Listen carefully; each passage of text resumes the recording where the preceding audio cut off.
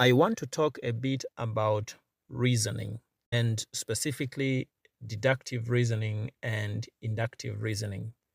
And these are fundamental approaches to investigation in research. Deductive reasoning, as we mentioned, starts with a hypothesis and you test it using structured methods or experiments. It focuses on numbers by emphasizing measurable variables and placing emphasis on objective results from the measurement. A researcher who hypothesizes that students involved in romantic relationships have better social interaction. This researcher will go on to collect numerical data from students to analyze these correlations. An inductive research reasoning would explore observations and patterns to develop a broader theory. So the focus is more on the words and the meanings and the subjective experiences of individuals or groups of people or communities. So a researcher may want to conduct an interview with students to identify any emerging themes. Now, although deductive and inductive reasoning approaches investigation from these different angles, sometimes you use a mixed methods approach which combines both of these approaches. A qualitative study relies more on research questions than hypotheses. Now, here is why. Research questions are important to guide exploration, to help researchers uncover patterns, to uncover the meanings and the themes in the data without making statements or predefined expected outcomes. And that is key to understand how qualitative research works.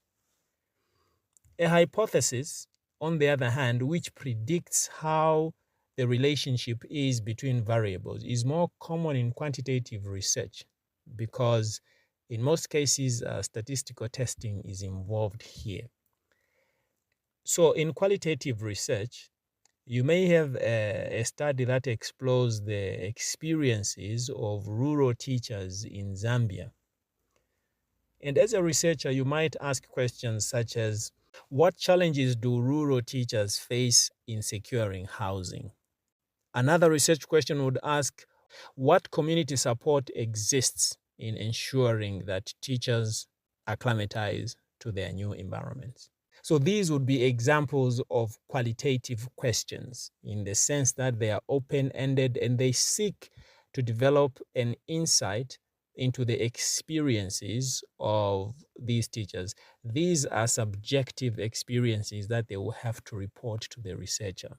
So although we are saying that some qualitative studies can include a working hypothesis, in most cases, qualitative studies use open-ended research questions. For example, in a qualitative research, teachers will be interviewed and then observations made about how they struggle to deal with large classes.